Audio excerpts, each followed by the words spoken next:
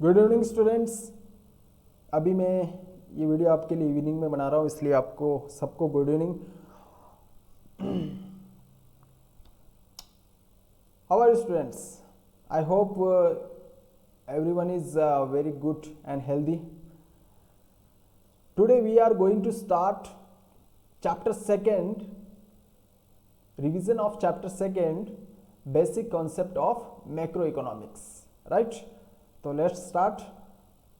First we are discuss about basic concept of macroeconomics, revisions related all topics.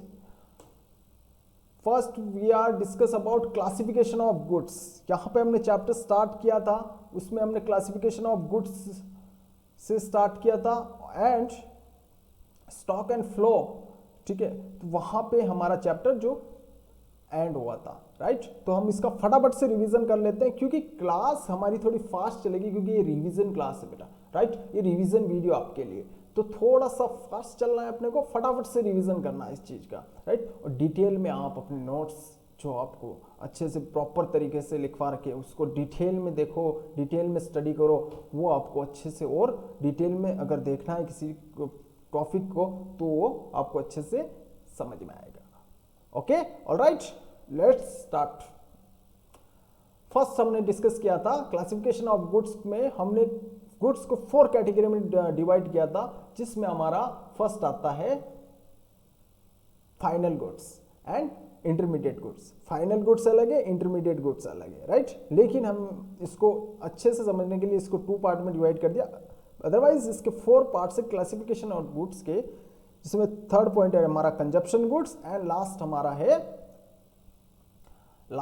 है capital goods. Okay, तो discuss करते हैं हमारे first point को, final goods.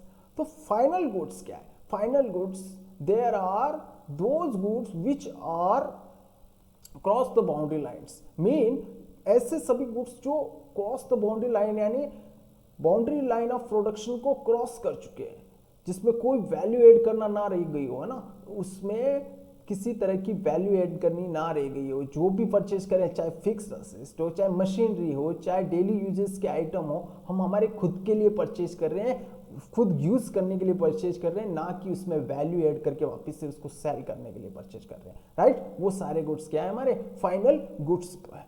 Okay, next हम discuss करते हैं इंटरमीडिएट गुड्स के बारे में। तो intermediate goods are those goods which are within the boundary line of production, mean ऐसे सभी गुड्स जिनको अभी वैल्यू ऐड करना बाकी है, यानी कि जितने भी हमारे होलसेलर के पास है, जितने गुड्स है, चाहे हमारे रिटेलर के पास जितने भी गुड्स है, तो उनमें अभी वैल्यू ऐड करना बाकी है। तो ये सभी गुड्स हमारे इंटरमीडिएट गुड्स की कैटेगरी में आते हैं, राइट। ठीक है, थर्ड हमने डिस्कस किया था हमारा कंजप्शन गुड्स, राइट।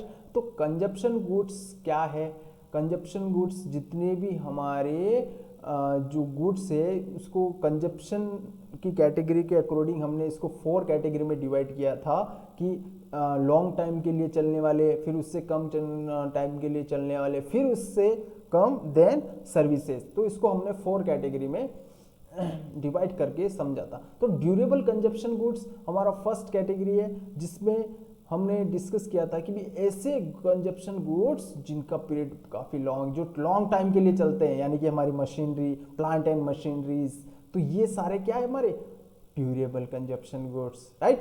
फिर सेमी ड्यूरेबल कंजप्शन गुड्स। बेटा ड्यूरेबल वर्ड से क्लियर हो रहा है, क्या क्या कहना चाहता है पॉइंट? वर्ड से ही क्लियर हो रहा है कि सेमी ड्यूरेबल यानी कि ड्यूरेबल से कम टाइम के लिए, यानी कि हमारे जितने क्लॉथ्स हो गए, ठीक है, इलेक्ट्रॉनिक आइटम्स हो गए, तो ये सारे क्या है? एक जैसे मेरा मोबाइल फ़ोन है, तो एक 2 साल 3 साल टेक्नोलॉजी चेंज, मोबाइल चेंज, तो टाइम चेंज होता रहता है। फिर मैं बात करूँ थर्ड कंजप्शन गुड्स की, तो वो हमारा आता है non durable consumption goods, right. यानी कि सिंगल यूज एंड, यूज किया खत्म, राइट। जितने भी हमारे डेली यूजेस के आइटम्स हो गए, राइट, यानी कि हमारे टूथपेस्ट हो गया, राइट, और उसके बाद केक हो गया, चॉकलेट्स हो गई, तो ये हमारे सारे क्या है, नॉन ड्यूरेबल कंजप्शन गुड्स है, जिनका कोई टाइम नहीं होता, ज़्यादा टाइम नहीं होता है यूज़ किया फिनिश। फिर फोर्थ कैटेगरी है सर्विसेज, जितने भी एडवोकेट्स हैं हमारे, जितने भी लॉयर्स हैं, राइट, जितने भी डॉक्टर्स हैं, ये अपने प्रोफेशन के अकॉर्डिंग सर्विस प्रोवाइड करते हैं, तो इनका को 4 कैटेगरी के अंदर हमने रखा है, राइट। ऑल राइट, नेक्स्ट हम डिस्कस करते हैं capital goods. Capital goods mean जितनी भी हमारी फिक्स्ड असेट्स, चाहे वो प्लांट एंड मशीनरी हो, चाहे हमारे लैंड एंड बिल्डिंग हो, जो कि हमारे बिजनेस की वैल्यू को इंक्रीज करते हैं, ऐसे सारे गुड्स हमारे कैपिटल गुड्स के अंदर आते हैं, right. Maximum fixed assets. All right,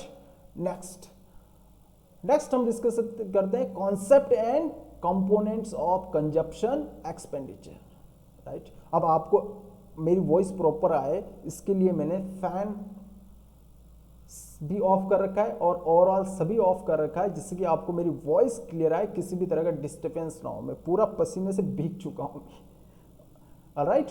तो बी पॉइंट है concept and components of consumption expenditure. तो इसमें क्या है कि हमने एक्सपेंडिचर को जितना भी कंजप्शन पे जितना एक्सपेंडिचर होता है वो कौन कौन करता है, हम हाउस होल्ड सेक्टर्स करते हैं, राइट, हम सभी हाउस होल्ड सेक्टर्स। फिर गवर्नमेंट सेक्टर भी कंजप्शन पे एक्सपेंडिचर करती है।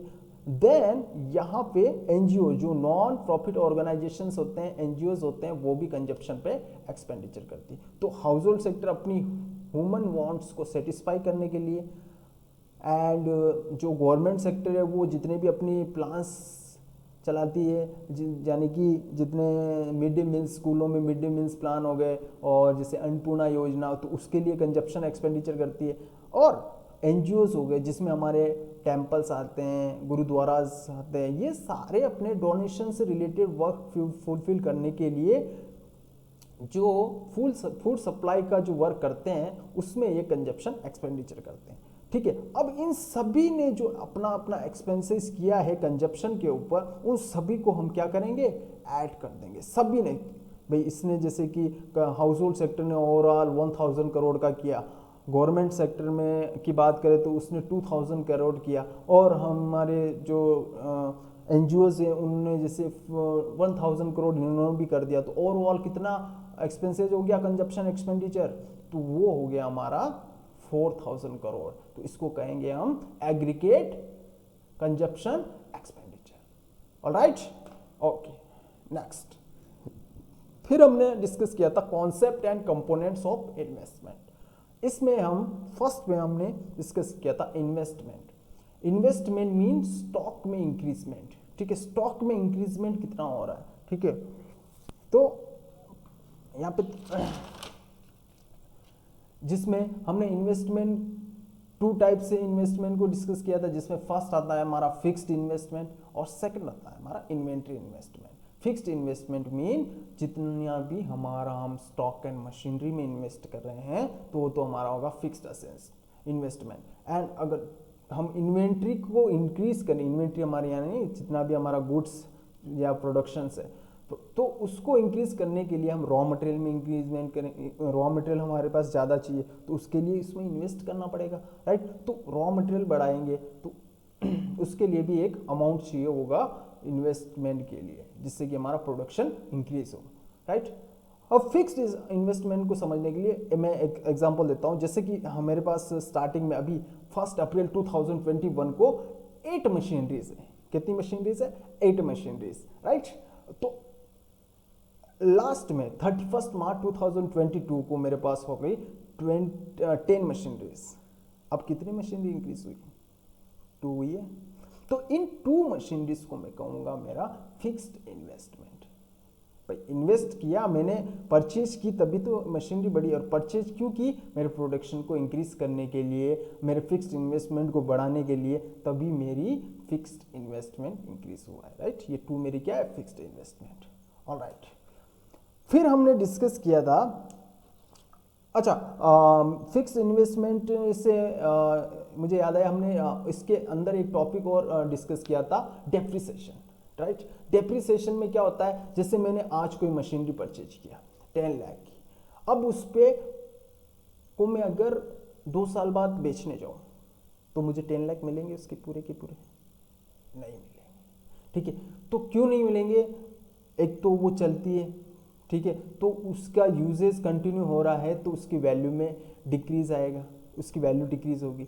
सेकंड मेरा कि टेक्नोलॉजी रोज चेंज हो रही है, डेली टेक्नोलॉजी चेंज हो रही है, तो उसकी वजह से उसकी वैल्यू में डिक्रीजमेंट आएगा, राइट।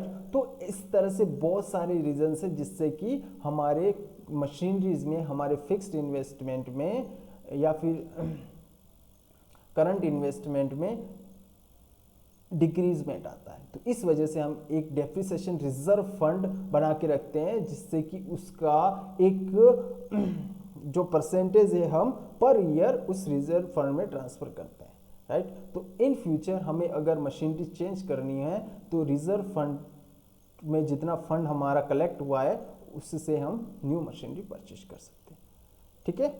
ओके, डी पॉइंट है हमारा स्टॉक एंड फ्लो। अब स्टॉक एंड फ्लो क्या है, देखो इसको अपने एक एग्जांपल से हमने डिस्कस भी किया था इसको, कि बैंक में जैसे मेरे पास ओपनिंग बैलेंस है 50,000, कितना है 50,000, और मैंने ईयर के एंड में देखा तो मेरे पास बैलेंस था 2 लाख, कितना हुआ 2 लाख।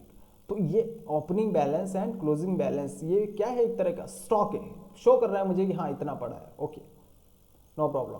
लेकिन अगर मैं इस ओपनिंग एंड क्लोजिंग के बीच के वाले पीरियड में इसमें डिपॉजिट भी करूंगा, विड्रॉल भी करूंगा, तो ये विड्रॉल एंड डिपॉजिट क्या है मेरा फ्लो, क्या है मेरा फ्लो है, ठीक है बच्चों। तो हमने डिस्कस किया स्टॉक एंड फ्लो। उसके बाद हमने डिस्कस किया इस चैप्टर में कि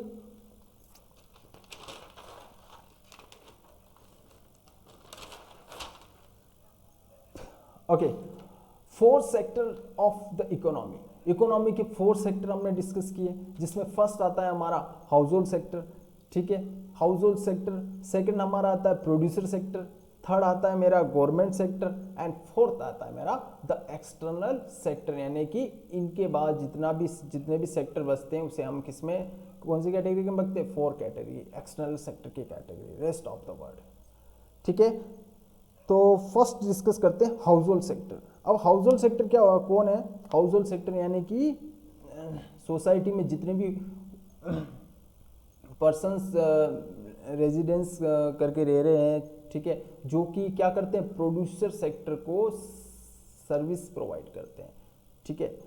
तो वो सर्विस किस कौन कौन सी, जैसे कि फैक्टर ऑफ प्रोडक्शन, यानी कि house hold sector ओवन्स all the factor of production and consumer goods service produced by the firms, mean land, labour and capital, ये सारी हाउस होल्ड सेक्टर प्रोवाइड करता है किसे, प्रोड्यूसर सेक्टर को, ठीक है। तो इसके बदले में सेकंड पॉइंट हम डिस्कस करते हैं प्रोड्यूसर सेक्टर, यानी कि प्रोड्यूस करने वाला, उसके बदले में producer sector house hold sector को प्रोवाइड करता है, लैंड के बदले में रेंट प्रोवाइड करेगा। सेकंड, लेबर अगर हाउस होल्ड सेक्टर प्रोवाइड कर रहा है प्रोडक्शन सेक्टर को, तो उसके बदले में वेजेस या फिर सैलरी प्रोवाइड करेगा, ठीक है। और कैपिटल अगर house hold sector producer sector को प्रोवाइड करेगा, शेयर खरीदते हैं ना, तो शेयर खरीदते तो उसके बदले में प्रॉफिट देगा, राइट, डिवेंचर जिसे कहते हैं। तो ये सारा और जो है एक दोनों के बीच में कोऑर्डिनेशन चलता है, household sector and producer sector के बीच में। ऑलराइट, फिर हम डिस्कस करते हैं गवर्नमेंट सेक्टर। गवर्नमेंट सेक्टर को भी हमने यहाँ पे डिस्कस किया था, जिसमें वेलफेयर एजेंसी गवर्नमेंट से रिलेटेड और गवर्नमेंट एज ए प्रोड्यूसर, यहाँ पे हमने डिस्कस किया था कि गवर्नमेंट भी प्रोडक्शन सेक्टर में इन्वॉल्व है, ठीक है। तो वो भी गवर्नमेंट, यानी कि अगर मैं बात करूं लिमिटेड सेक्टर की, तो वहां पे अगर 51% से ऊपर शेयर होल्डिंग अगर किसी कंपनी की गवर्नमेंट के पास उसका शेयर है, ठीक है, तो वो उस बॉडी का ऑथराइजेशन किसके पास होता है? ऑथराइजेशन गवर्नमेंट के पास होता है, ठीक है। 51% से ऊपर शेयर होने चाहिए, ठीक है। इसके बाद जितने भी सेक्टर्स होते हैं वो हमारे आएंगे द एक्सटर्नल सेक्टर में, रेस्ट ऑफ द वर्ल्ड में, ठीक है बच्चों। ओके, नेक्स्ट डिस्कस करते हैं इंटरसेक्टरल फ्लो। इंटरसेक्टरल फ्लो में हमने डिस्कस किया था real flow and money flow, ठीक है। Real sector and money flow में हमने डिस्कस किया था। फर्स्ट हम डिस्कस करते हैं रियल फ्लो के बारे में। तो real flow refer to the flow of goods and services across different sector of the an economy, ठीक है। It is also known as product flow on physical flow, ठीक है। तो इसको हम फिजिकल फ्लो के नाम से भी जानते हैं, ठीक है। किसे? रियल फ्लो को, ठीक है। तो और मनी फ्लो की बात करें तो money flows refers to the flow of money in the form of factor payment and consumption expenditure among the different sector of an economy. It also known as normal flow और income flow, ठीक है। तो real flow की बात करूं तो real flow में household sector क्या करता है? Household sector service provide करता है किसे? प्रोड्यूसर सेक्टर को। तो उसमें वो जो सर्विसेज प्रोवाइड करता है जैसे लैंड, कैपिटल, लेबर, तो ये एक तरह का कौन सा फ्लो है? रियल फ्लो है, ठीक है। अब अगर मैं मनी फ्लो की बात करूं तो उसके बदले में producer sector house hold sector को क्या प्रोवाइड करता है? लैंड के बदले में लैंड के बदले में रेंट, मनी के बदले में जो कैपिटल है उसके बदले में प्रॉफिट, एंड वेजेस के बदले में उसे प्रोवाइड करेगा आपका जितना भी लेबर के बदले में वेजेस प्रोवाइड करेगा। तो ये सारा रियल फ्लो के अंदर आता है, ऑलराइट। ओके, फिर इसके बाद हमने डिस्कस किया था सर्कुलर फ्लो ऑफ इनकम, जिसमें हमने इसके फ्लो जो है उसके 4 चार्ट हमने यहाँ पे डिस्कस किए थे कि किस तरह से सर्कुलेट होता है, मनी का सर्कुलेशन किस तरह से होता है। ये सारा हमने 4 इसके चार्ट है वो हमने यहाँ पे डिस्कस किए थे, ऑलराइट। ये हमारा छोटा सा सेकंड चैप्टर था, basic concept of macro economy, alright. तो इसी तरह से हम 3rd चैप्टर का भी रिवीजन करेंगे, हर चैप्टर का आगे से आगे रिवीजन करने वाले हैं, ठीक है। ओके बेटा, गुड नाइट।